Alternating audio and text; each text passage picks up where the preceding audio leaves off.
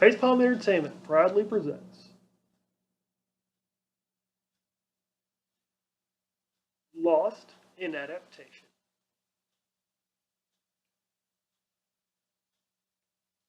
Today's subject is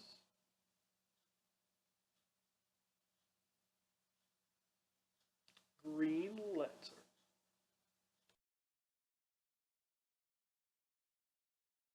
Good afternoon, ladies and gentlemen. Welcome to the first episode of Lost in Translation, where I'll be taking you through the various films, television shows, books, and, well, media in general that have been transferred from one form to another.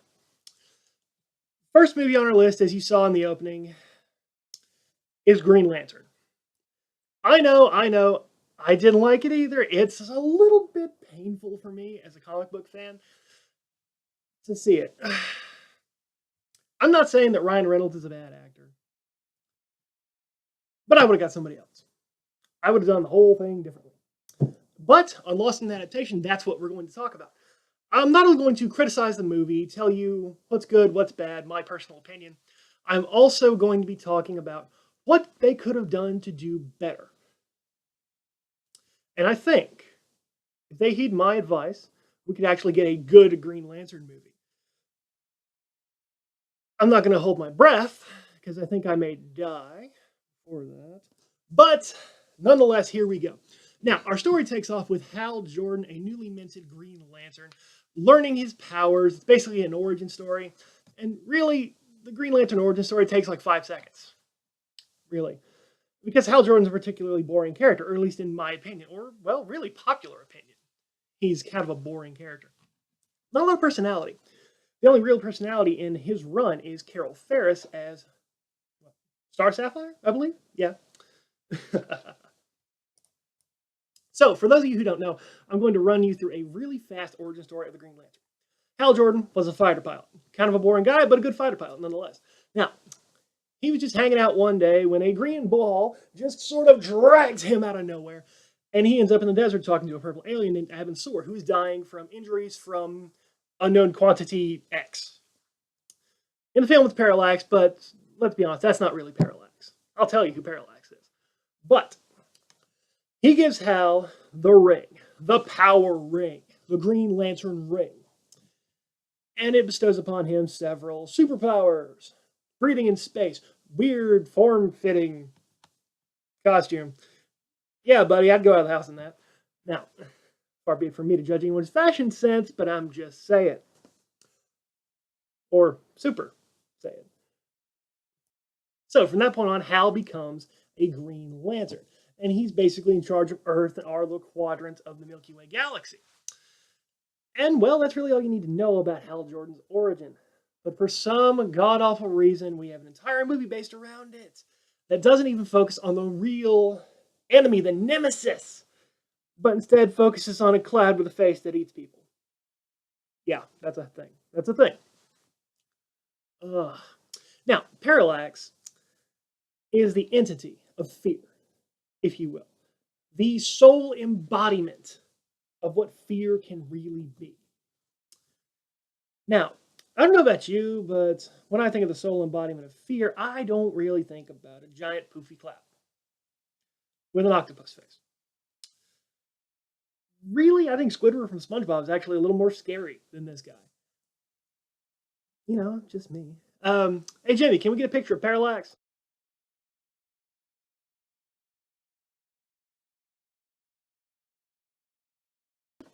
Okay, thanks, Jim. Now throw up a picture of the real Parallax from the comics, okay?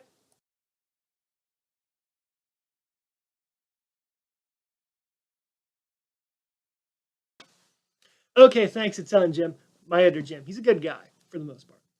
Now, I'm not going to sit here and say that the movie was boring because there were certain parts where it was actually interesting. Few and far between and very fleeting parts. Mostly the parts with the special effects and where no actors were really even on screen. Those were the best parts. Oh, dear God. Now I have to start talking about the characters. Well, not the characters specifically, more the actors playing the characters. And in this movie, we have Ryan Reynolds playing Hal Jordan. Honestly, I did not think he was absolutely horrid like a lot of people do. I really could take him either way. Like, I don't hate the guy and I don't like the guy. It's a very either way thing. I don't really pay much attention to him. I don't. I don't. Now, the woman playing Carol Ferris, Blake Lively. Oh dear God, where do I start? One, Carol Ferris is supposed to be sexy, intelligent, courageous, none of which are really broadcasted in Blake Lively's performance. She really sort of wasn't there. Honestly, I think you could have got a mannequin and actually got a better performance. I don't have a problem with her personally. I just don't think she's a starring female figure. I could think of a dozen better women off the top of my head to play that part. Granted, I don't think any of them would do it, but whatever. Maybe she was the only one they could get for the film. Maybe, possibly. They were grasping at straws and thought, hey, you know that one girl that no one really likes? Why don't we put her in our movie? Oh, dude, it would make so much money. We get the chick that no one really cares about. Yeah. Oh, wait. That's not a good idea. Oh, God, what do we do? Oh, my life is over. Yeah, that's pretty much how it went. Or at least I'm guessing that's how it went. Now, a little qualm of mine about this whole story is really the Green Lantern they picked. Hal Jordan is regarded by most people to be the blandest Green Lantern out there. You got Kyle Rayner, you got Alan Scott, and my personal favorite, John Stewart. Jimmy, throw up a picture of John Stewart, will you?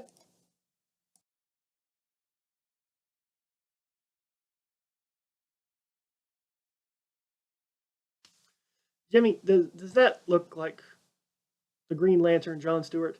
That's John Stewart from The Daily Show. Get it together, man.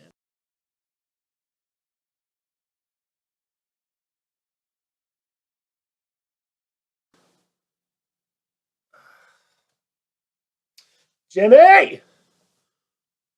Why do I pay you? Huh? Why have I not fired you yet? Oh.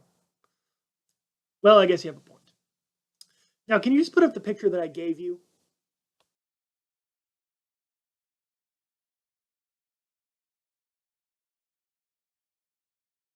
Thank you. Dear God, it's like working with a chimp. Okay. Now, you see, that is my personal favorite Green Lantern because I grew up with that Green Lantern. He was in the Justice League, you know, he was one of my favorites. And I really think it would have been awesome to have, you know, one of the first starring roles for an African American man in a DC comic book film. You don't have a lot of African American superheroes. The only few I can think of, well, the only ones that have really had any screen time is Blade and Blade. That's about it. Yeah. Or now, if there are others, I'm sorry, they're just not coming to mind. If there are, tell me in the comments below. I would love to know. I'd actually love to find the movies. It'd be really neat. But you have so many others that they could use. Even Alan Scott. But then again, with current development of the character, I really doubt DC taking Alan Scott to the full screen. I'm not saying DC's homophobic, just sort of hinting just a little. Now, the biggest problem in this movie is what happens at the midpoint. Ryan Reynolds is so struggling and conflicted about being a Green Lantern, about being fearless when he is so terrified. And he is not only not encouraged by his fellow Green Lanterns as Sinestro.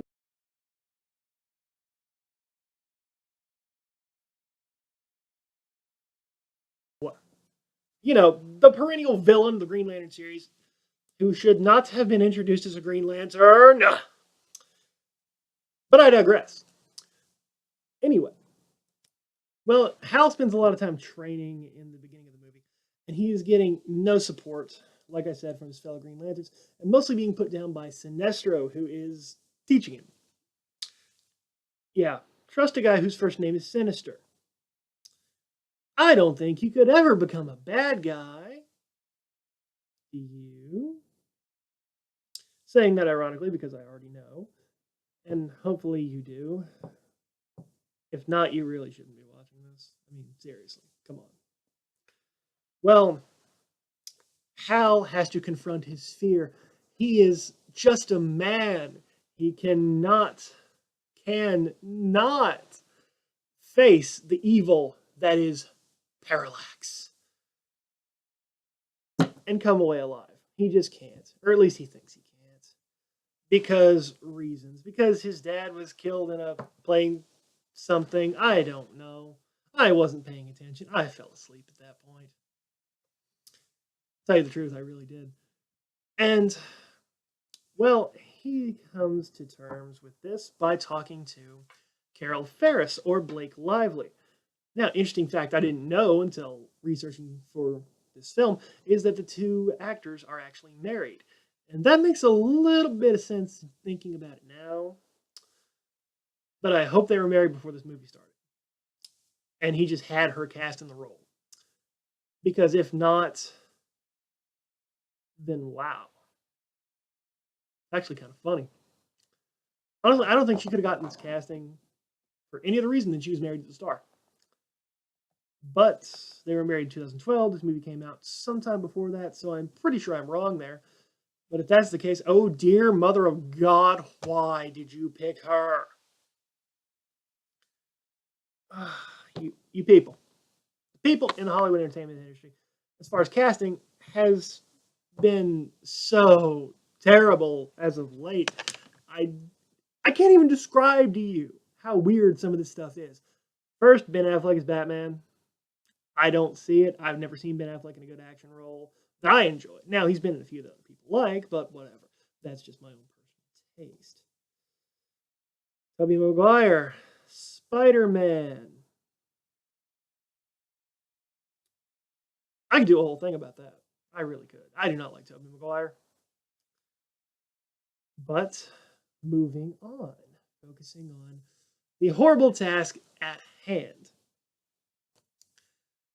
There is a scene in the film, which I consider to be the biggest flaw in the film, where Hal and Carol are talking on the roof of a building. He's in his Green Lantern mask, sort of, until she makes a crack about the tiny mask not hiding his identity, which is what all superhero fans have been wondering for a long time. How on earth did they get away with the tiny little mask when you can clearly see who they are? They fixed that with Kyle Rayner, by the way. Now, they have a, let's say, 5-minute conversation wherein he decides that her words of motivation were so stirring, so fantastic.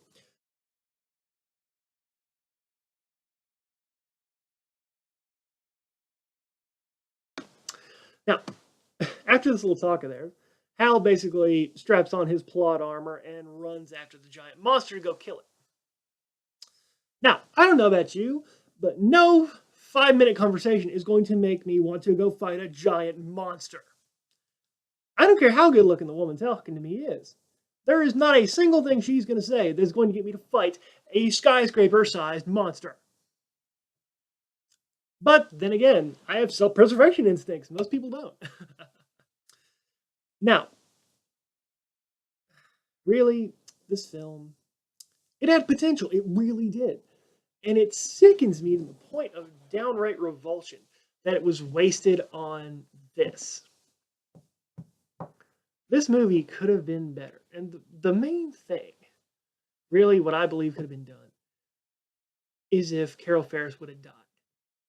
Now, I'm not saying that just because I hate the actor, just because, well, not hate, don't care at all about the actress. I'm not saying that because it's her. I'm saying that because that would have given him a vigorous motivation to want Parallax dead. That would have given him the courage, if not from sheer willpower, out of the want of revenge and anger, and have him conflicting about these feelings.